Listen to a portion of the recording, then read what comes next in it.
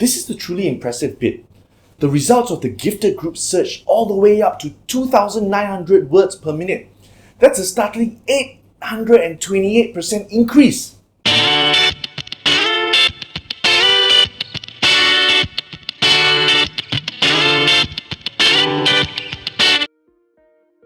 Hello again, I'm Coach Jason Ho and welcome back to the Leaders Journal, a source for MNC leaders, directors and SME business owners to discover practical leadership stories and coaching insights. In the first episode, I shared about why every leader must master the 4 Ds of team performance: dominance, deployment, development, and directness. When that happens, you set your team and your business up to perform at their peak. Today, I want to talk to you about the third D, development. Specifically, how to develop people who drive high performance with strengths-based leadership. And I want to start by using an analogy. So at this point, I want you to imagine with me a garden, a gardener, and the plants. In this scenario, the gardener represents you, the leader. The plants represent your team, and the garden is the environment that you create. What every gardener strives to do is to make sure that every plant in his or her garden grows healthily and steadily to a point where it bears fruit.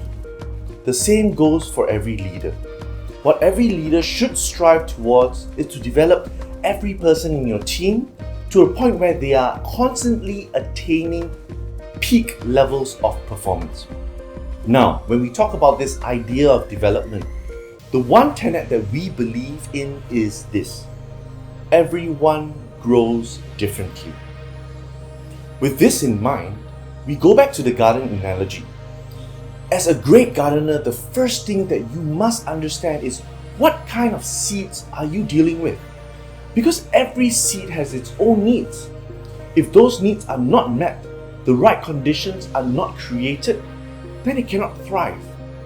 But if those conditions are met, every seed will germinate and grow into a plant that bears fruit by themselves. Because that's the natural thing to do. This is what every leader must seek to understand for the people in your team. You as a leader must have this fundamental belief that everyone you work with wants to do good. They desire to produce high levels of performance. All they need is a great and conducive environment that actually encourages and facilitates that growth. If you succeed in meeting the right conditions for your people to develop, then the inevitable and the natural progression is that they will emerge as highly driven individuals who yield a high performance day in, day out. This is what strengths-based leadership is all about, and this is the key to driving high performance in your team. Just as every plant grows differently, every person grows differently. That means that everybody will excel in different things. When we put this in the context of organizational growth, the organization is always about 2 things: knowledge and skill. Which means that in an ideal scenario, every member of your team should be constantly growing and developing in terms of knowledge and skill. But the funny thing is that this is also the tricky part. Every person has different interests, and that intersection between their interests and their knowledge and skill their job requires causes them to grow at different speeds. Let me give you an example. A speed reading study was conducted in Nebraska where 2 groups of people were tested for speed reading. How they conducted the speed reading test is this: they not only seek to measure the words or number of pages you read through, at the end, they will also measure your comprehension of what you read. So if there are 10 questions and you only managed to answer 5, then you only retained 50% of the entire number of pages you read. So the readers were segmented into 2 groups: gifted and normal. The first group were tested and they were averaged about 90 words per minute with comprehension. This is the normal group.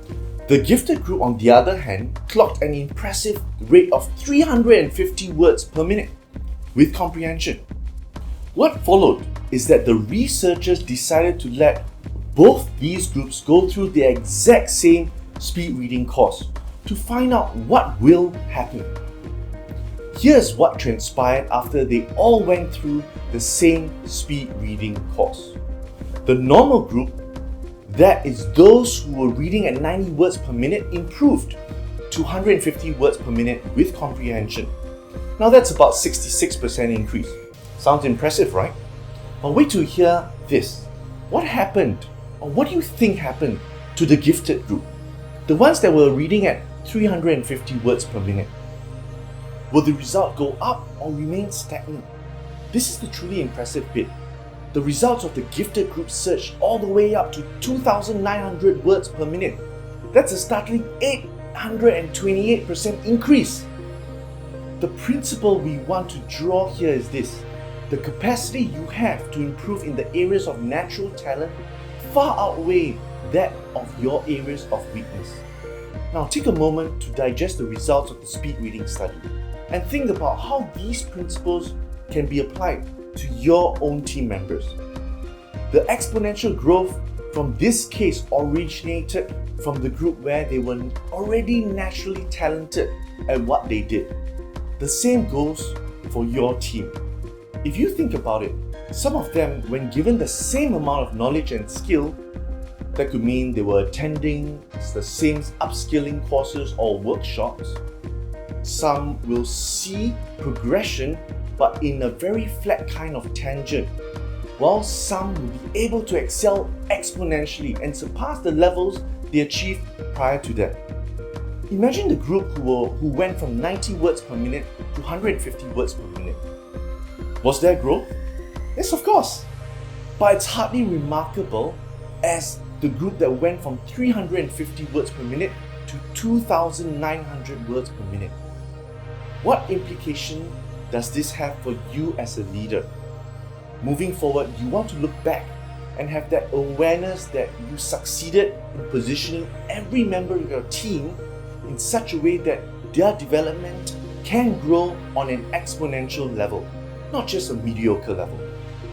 The more you commit to understanding the people you work with, the more you understand the kind of seeds you're dealing with, the more you learn their needs, what energizes them and what drains them. The more you discover how to create the optimal conditions for your people to thrive and to work at their best. Let's revisit the garden analogy once more. One tenet we talk about in terms of people development is that everyone grows differently.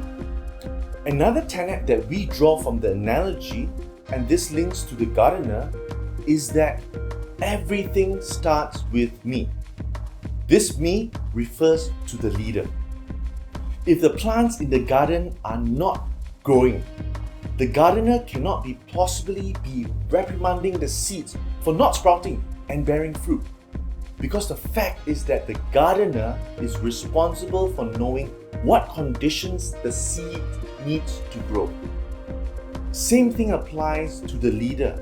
If the people in your team are not growing, and if it is inhibiting the overall performance of your team, instead of focusing on what they did or did not do, perhaps it's time to start questioning what you have or have not done.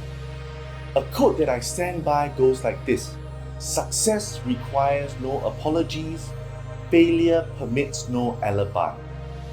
As leaders, this essentially means that you must bear the responsibility of your team's growth. The point of change for your team and your organization begins with you as the leader acknowledging that it starts with you.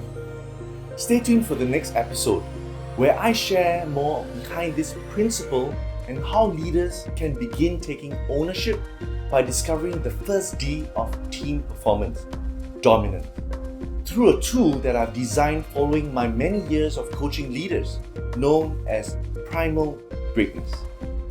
Till then, this is Coach Jason Ho. Let's bring out the best in our team.